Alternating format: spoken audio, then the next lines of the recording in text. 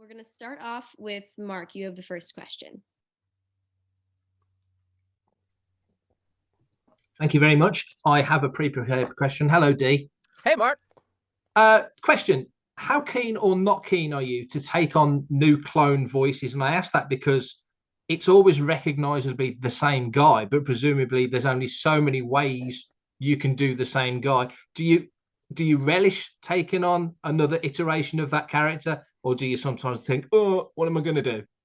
I always think, what am I going to do? And then, and then we nail in something that gives this new clone character something unique. And sometimes it's an image, sometimes it's an adjective or two. But you can always add something that's a different flavor of angle on any of them, just to keep them all separate and to establish something of the character of each of these, because they're not generic. That's the key, is these guys are not generic. And they all have a different age, a different kind of experience, a different attitude towards problem solving, and so I think we can keep going. And in season 2 we do that. There's some really interesting characters coming up.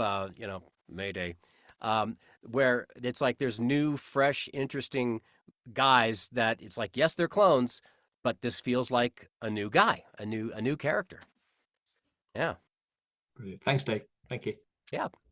All right. And now we're going to go to Sarah with Fangirls Going Rogue.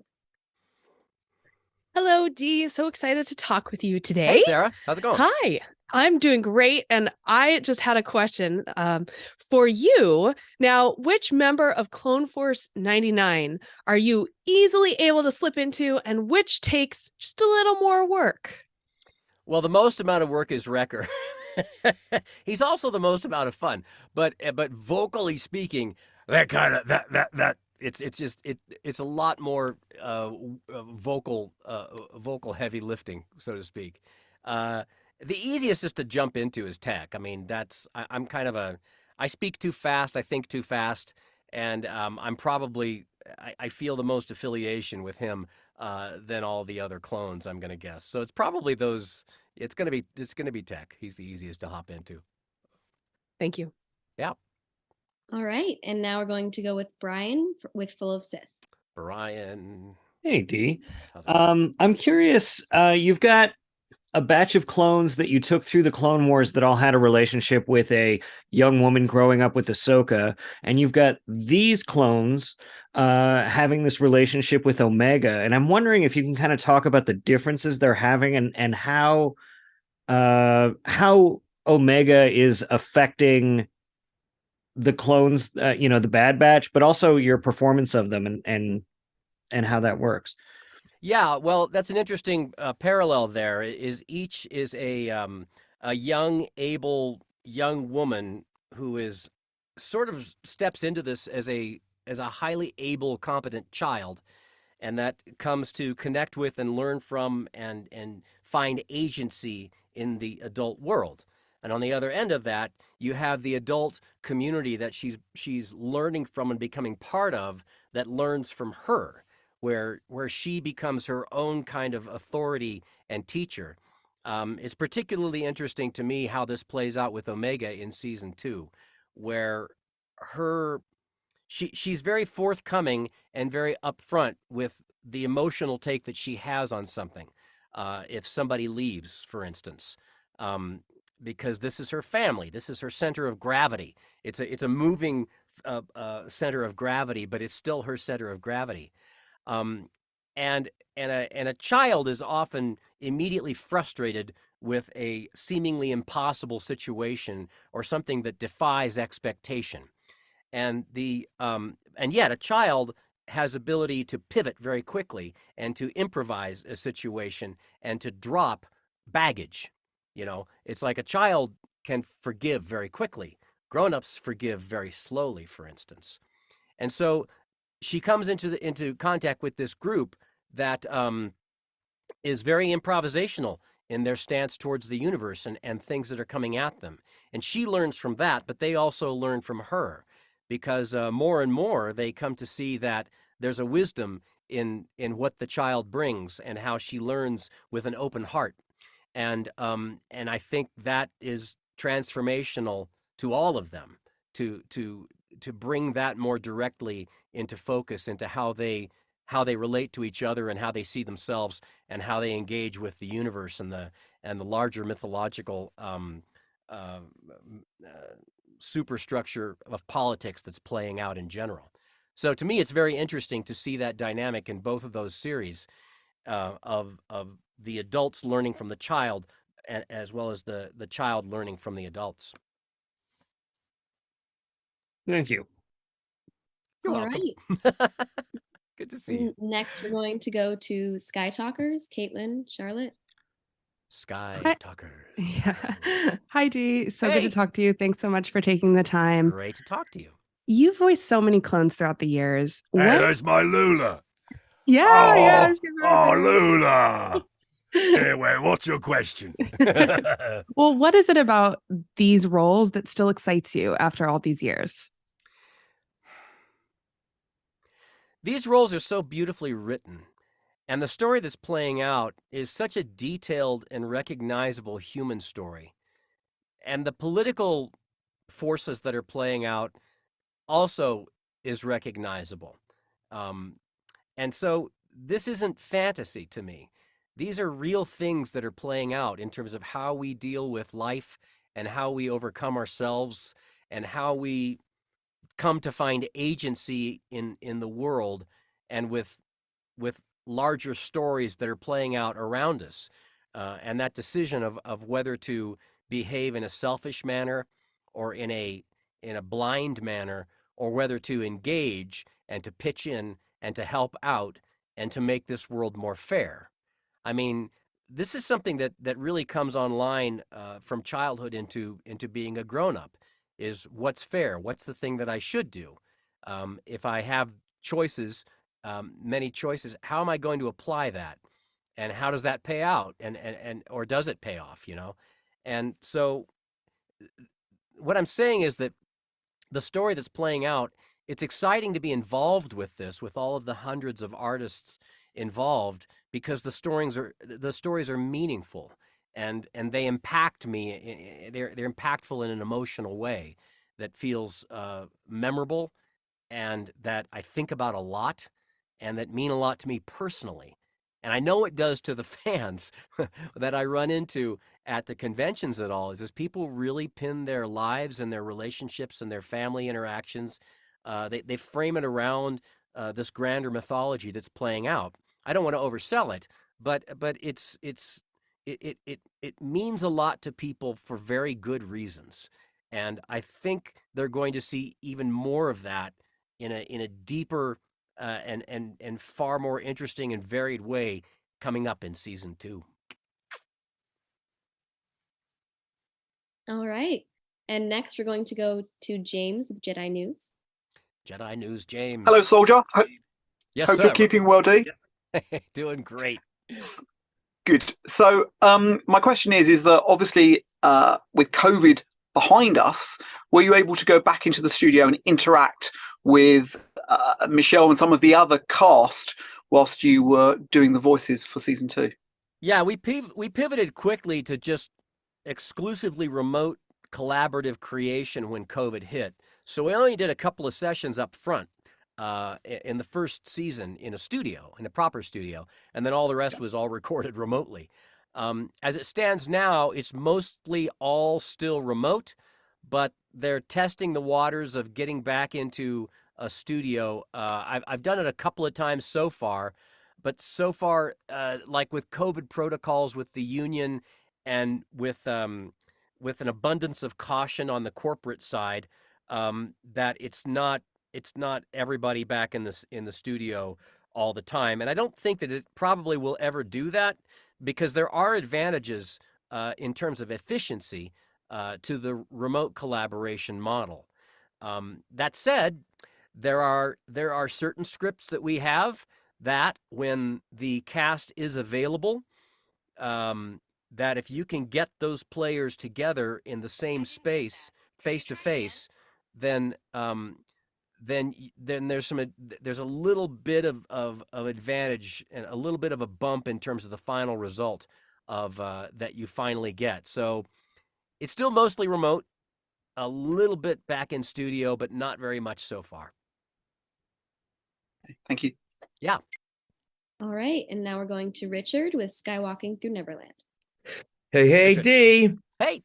I love the light cycle background you have there. Oh, I love your background too. That's awesome. I wanna check that out. That's super cool. Well, come on over. I got some Kenner toys we'll play with. Sounds like fun. Now, Hunter has been a great father figure to Omega in season 1 and a great mentor. But what do you think will be the last piece of guidance he will give to her before they hypothetically part ways in the future in one way or another? Well, I can't speak specifically in terms of how things will play out, but as I'm about to see, the final chapter of the direct parenting experience is to say goodbye to the butterfly and to let that butterfly fly. And to do so is heartbreaking, but it is the fulfillment of parenting. And so that's what has to, I think, at some point play out.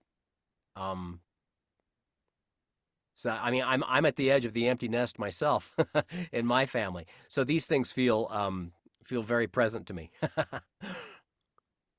Oh, thank you very much. May the clones be with you. Yes, and you too, sir.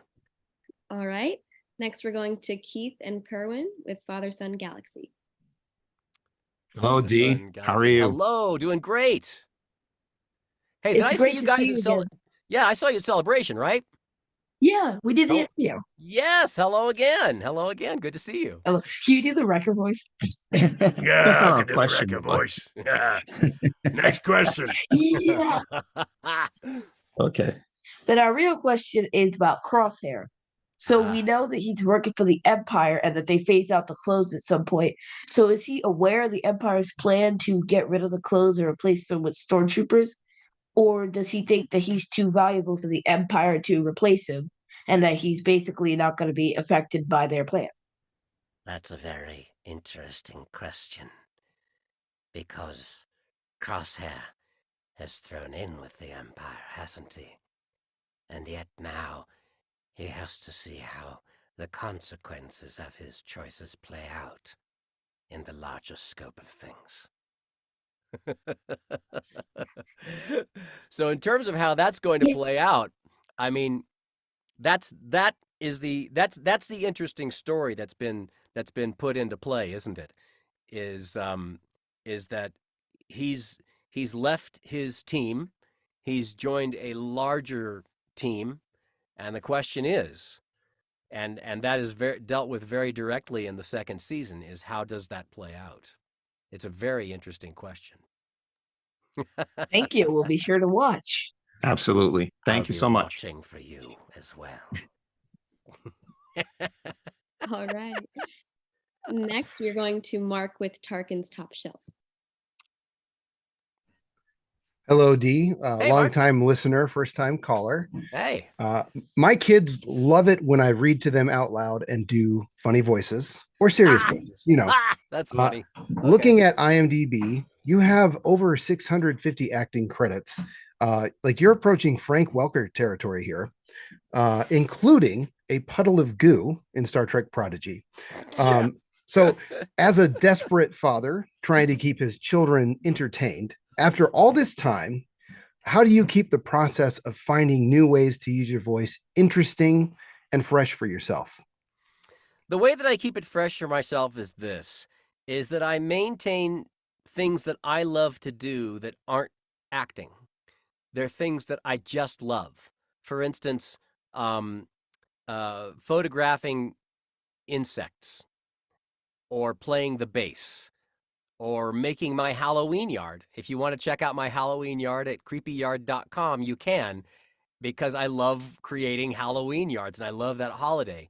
And so for me, as a human being, but also as an artist, I think it's important that you keep these other fires, these other passions or interests or curiosities alive as you are soldiering through the grand project of being a dad and or being an artist, is that you have to you have to feed yourself the fuel that gives you the energy to push through these other larger missions that you're involved with.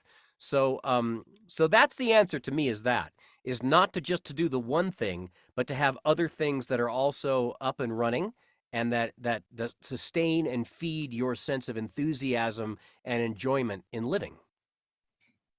Yeah, one thing I've noticed is that you never know where inspiration comes from. So thank you very much. Right. Well, and the Bad Batch sees that very, very clearly. I mean, they learn that that's sort of their a battle tactic for them, is this improvisational stance, and that's a lot of what Omega is learning too. Is that it seems like you hit a brick wall, but if you stay open to it and you realize that you're in this together, that you will find a solution creatively together by just being open to the universe, to how this is going, and that you don't stop. And that's true whether you're a member of the Bad Batch or running a family or just living your life. Is this kind of improvisational stance it's a really useful stance, I think, towards living in general. Thank you so much. Yeah, my pleasure. All right. And Mark with Fantha Tracks, you have time for another question. Excellent. Dee, as as animation gets more cinematic, as visuals get better, as music cues change, as all the elements of it become more, waggling the air quotes, real, does that affect or does that change the way you perform a character? Let's say if you were doing the Bad Batch 15 years ago to that animation compared to where it is now, it's so cinematic and beautiful, does it make any difference to what you do? Ultimately, from the Clone Wars forward, with the television animated Star Wars, that it was always made as cinema for television, and the people making it were the people that made the cinema versions of Star Wars, and so it was always approaching that tone and that realism.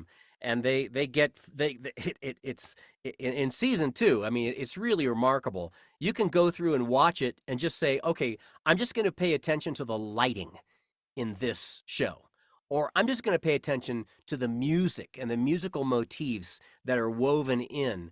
I mean, it's as sophisticated as the best feature film that you could possibly wish to see, and the show has always had that intent and that tone to me. So to me, we may have relaxed into our characters more, but that's more a function of just being used to telling these stories. But the stories were always told from a very cinematic point of view, in terms of how it was lit and how the music was applied, the visual references, the angles, the shots, the way that it's blocked out. It's very cinematic, and often you can go through it and say, oh, that's Hitchcock. Oh, that's Kurosawa right there. That's a Spielberg scene. And you can see it very directly, how they weave in the history of cinema into what is effectively a weekly cinematic experience in the Bad Batch and the Clone Wars series. Brilliant. Thanks for that. Thank you. Yeah. All right. And that is all the time that we have for this roundtable. Thank you so much, everyone.